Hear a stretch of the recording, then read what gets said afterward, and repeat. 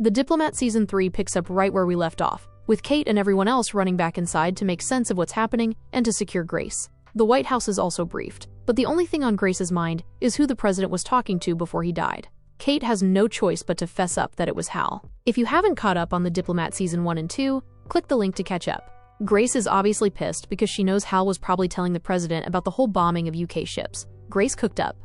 To not cause further problems, Kate immediately calls Idra, demanding that Hal's FBI debrief be shut down, because really, what's he gonna say when they ask what he and the president talked about before he died? Idra shuts it down, but both Kate and Hal are still squarely in Grace's line of fire. The team pivots to swearing Grace in ASAP and announcing the president's death. Kate suggests they use the embassy since Grace can't get to the White House in time. As Billy addresses the nation at the White House, Penn takes over Kate's office, and the Wylers are left defending their actions. Somehow, Kate talks Grace out of sending Hal to prison for what he did. The Wylers argue that the president needed to know about the attack, and the fact that he died from the information just proves he wasn't fit to lead. They promise to keep quiet and remind Grace that they're no longer her biggest problem. But they might be, because Kate plans to become Grace's VP to keep an eye on her. That's all Hal needs to hear before he starts cooking. He's already telling Stewart to start spreading the rumor that Kate's going to be the VP. He even wants the team to make sure Kate stands right behind Grace when she comes off the plane, to cement the image. While Hal's busy running his political PR mission, Trowbridge is trying to creep his way into the swearing-in program, which isn't a great look for a new president, since it makes her seem easily influenced by the UK. Kate can't fully turn him down, but she does ask Dennison to attend just to balance things out. The PM also wants to take Roy Lynn off the Americans' hands. If she spills, then Grace's secret is out, so they offer her asylum in the US instead, which she asks for time to consider but is seen taking a lot of pills. Is she trying to commit suicide? When Grace's husband arrives, Hal uses the opportunity to enter Grace's office to pitch Kate as the best candidate for her VP. I had secondhand embarrassment for him. He's just trying to overcompensate because he screwed up. The swearing-in officially happens. Dennison arrives, hugging Kate so tight, and the PM decides to emulate too. It's hilarious. The PM manages to make his way right next to Grace, but they somehow crop him out of the feed. The ceremony goes off without a hitch, even though it was stitched together haphazardly against all odds. After the swearing-in, Grace calls the couple to the office, where she reveals she wants Hal as her VP, not Kate. Are the Wylers going to survive this? And just like that, Kate's entire career has been reduced to second lady. No significant role, just photo ops and handshakes. Hal tries to make her feel better, saying he won't take the VP position if she's against it, like he's really going to do that. Please, this is a man who's been a social climber all his life. But surprisingly, he does prove somewhat serious. He actually tells Billy that if Kate isn't given a better assignment, he won't take the VP job. So they come up with Special Envoy to Europe, which sounds fancy, but let's be honest, it's giving glorified title. The funding isn't even sorted out yet. Still, Kate would rather have anything than sit around as the second lady, so she's genuinely happy about it. She tells Stewart to come with her, but he refuses. Kate already wrote a recommendation for him to finally become an ambassador, something he's been chasing for 20 years. Besides, he can't leave because Idra's in trouble. I was right. Roy Lynn did commit suicide, and it happened while she was in CIA custody. Even though she was technically a traitor, the UK Prime Minister had a soft spot for her. So her death, just hours after he asked for her transfer, does not sit well with him. And now, with Kate leaving, all the blame for Roy Lynn's death falls squarely on Idra. So Kate isn't just walking away from the career she loves for Hal. She's also deserting her staff in their time of need. She says her goodbyes to Dennison too, but no one wants her to go. Even Stewart suggests that maybe she could just stay on assignment in the UK, while Hal does his VP thing in the US. After all, the second lady isn't exactly vital. But that would mean being 3,000 miles apart, barely seeing each other, and we all know what that means for their marriage. As Kate packs her bags and says her final goodbyes, we flash back to where it all began. Baghdad, 2010. Kate was her usual opinionated, brilliant self, pitching a plan to Ambassador Hal. He's impressed, and before long they're having a secret affair.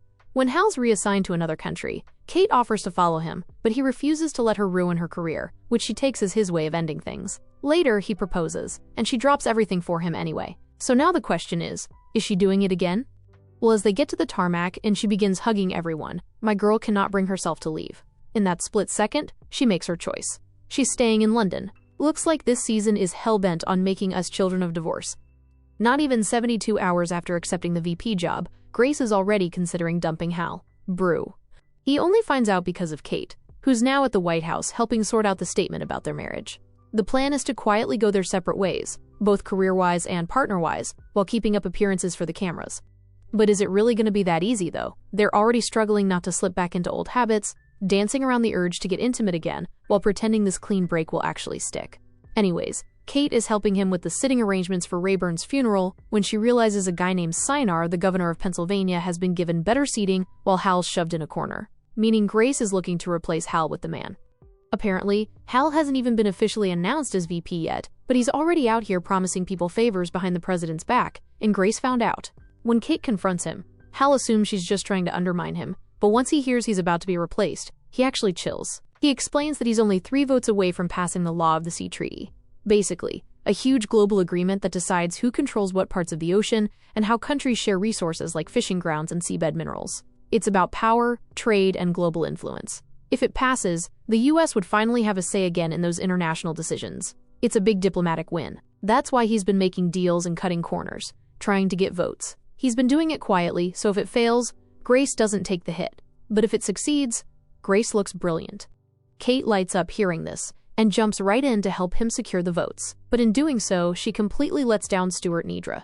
Though MI6 has helped Idra stage Royland's death as suicide at her home, not at a CIA safe house, CIA Director Diane could still fire her.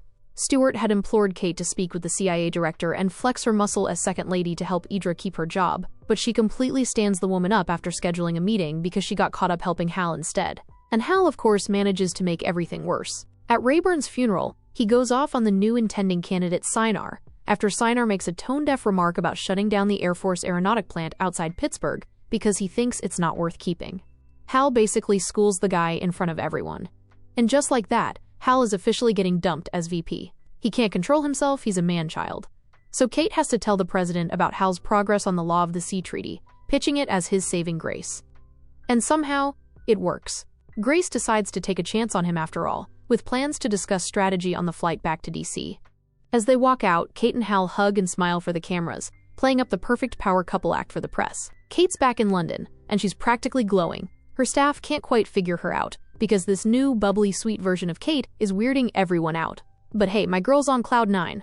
She got everything she wanted. Power, recognition, and a seat that makes people actually listen when she talks. Now that she's second lady, no isn't really a word people can use around her anymore.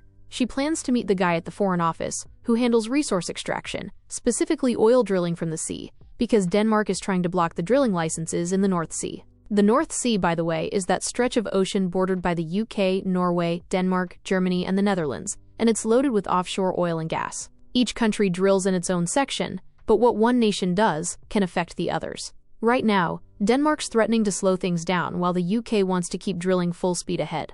Kate's mission is to smooth things over, to convince the UK to pretend to scale back, so everyone saves face. But life as second lady/ambassador isn't just like she left her life. Apart from the new hovering security details and a body double who shadows her in case anything happens, she also has to dress nice, which is annoying because all she wants to do is wear her black suits.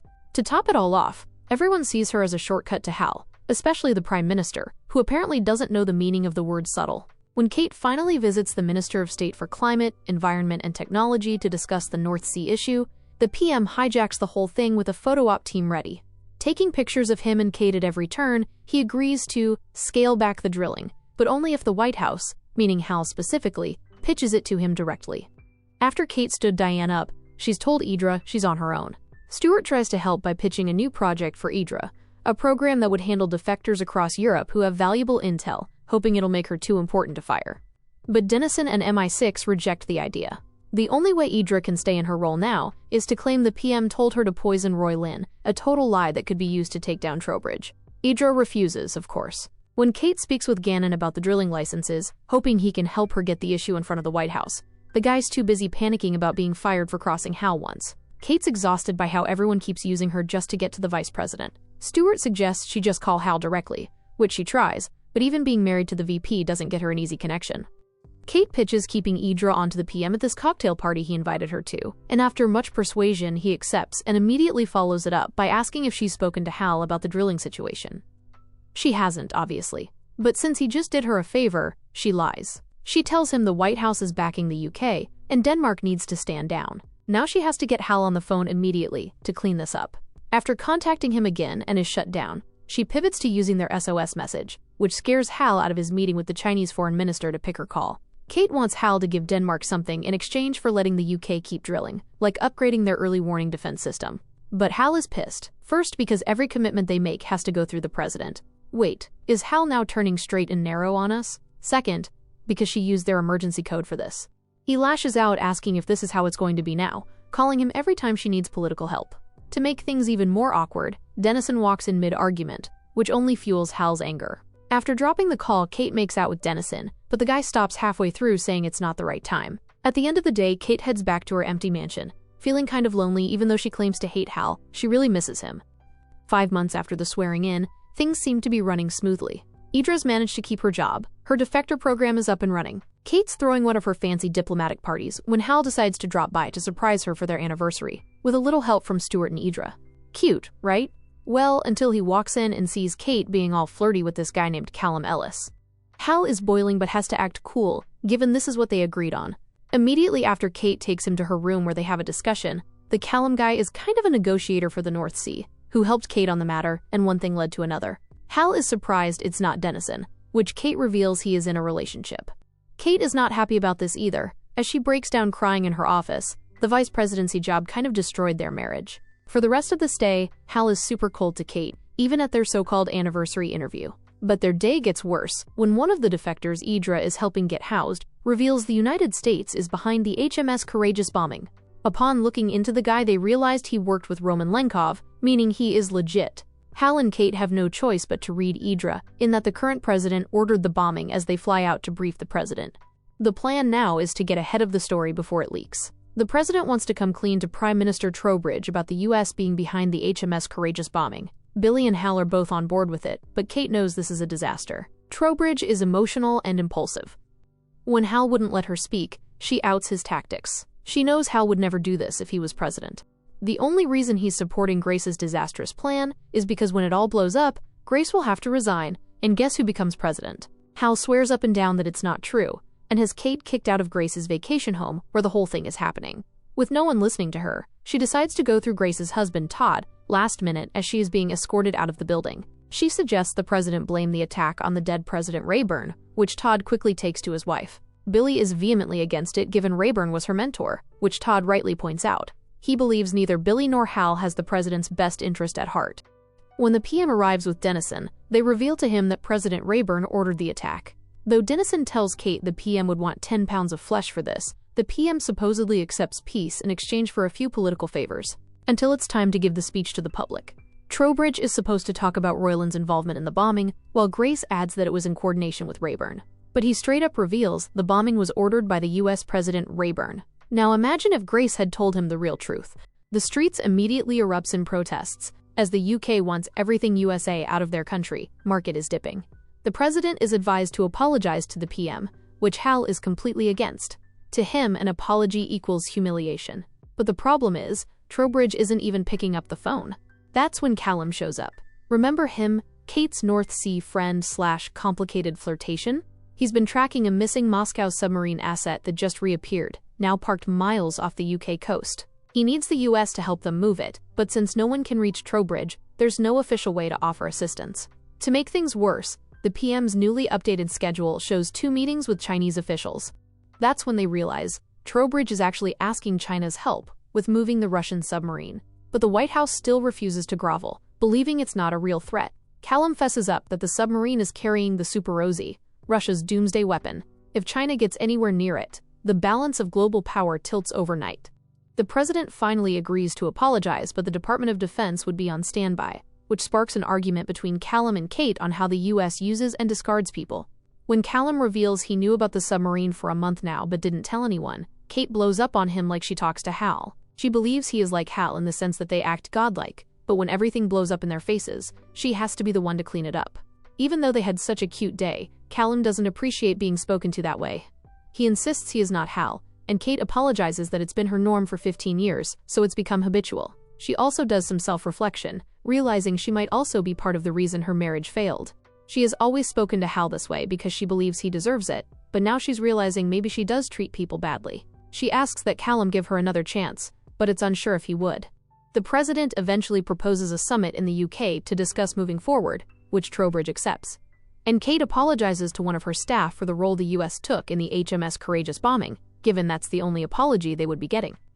Hal has finally accepted that his marriage is over as he and the president arrive for the summit. He makes sure Kate gets a separate room, claiming he has the flu, even though other people and their spouses, including Dennison, who is now married, are sharing one. Hal even suggests getting Callum for Kate so they can spend time together, which Kate finds really weird.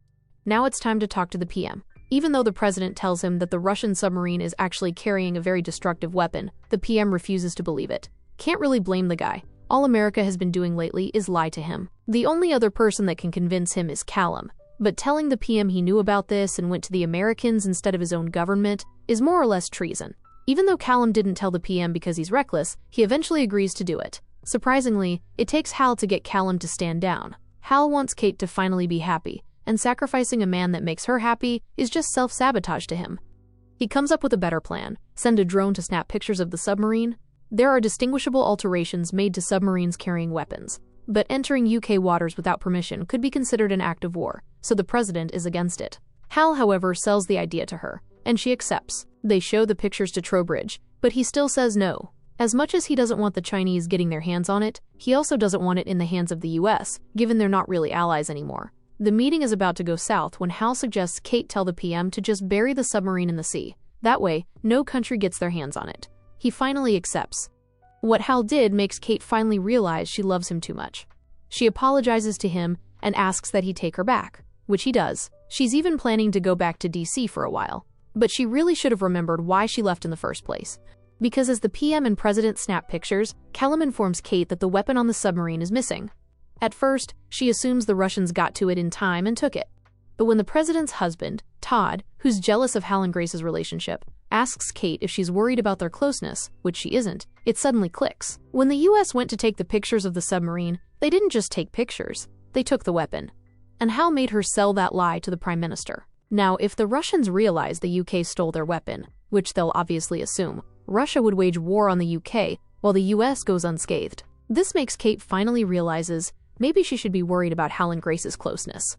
This season was a full-on roller coaster of wrecking their already fragile marriage, and for a second, I actually exhaled, thinking maybe we were finally out of the woods. But nope, me and Kate both forgot that Hal is, at his core, a user. At this point, I think Kate just has to accept she's being used at every turn to stay with that man. And yeah, she uses people too. But it's different. Kate tells you what she wants, straight up. Hal just makes you think it was your idea all along. And can we talk about Dennison? Because what happened there? I was sure if Kate ever left Hal, it would be for Dennison. But no, they went and married him off, shutting the door on one of the best slow burn dynamics on this show. I mean, I can still hope for an affair though. Sorry, Mrs. Dennison. As for Hal and Grace, I don't think Kate needs to worry romantically. Unless Hal suddenly found the ability to get it up for someone else, that man's interest in Grace is strictly political. And why is Stewart always trying to quit every time America does something shady? He tried it after Rayburn was named responsible for the HMS Courageous bombing. Bro, do you not know who you work for? Don't piss me off. Still, I can't believe Season 3 is over just like that. How many years till Season 4 now? Because Hal really fooled me for a minute with that loving husband act. He's so hard to pin down, even as a viewer, not to talk of his wife. He does love Kate, that much is clear. But he doesn't hesitate to manipulate or use her. Maybe that's their only way forward, to just keep using each other, till one of them finally breaks. What did you think of the season? Drop your thoughts in the comments.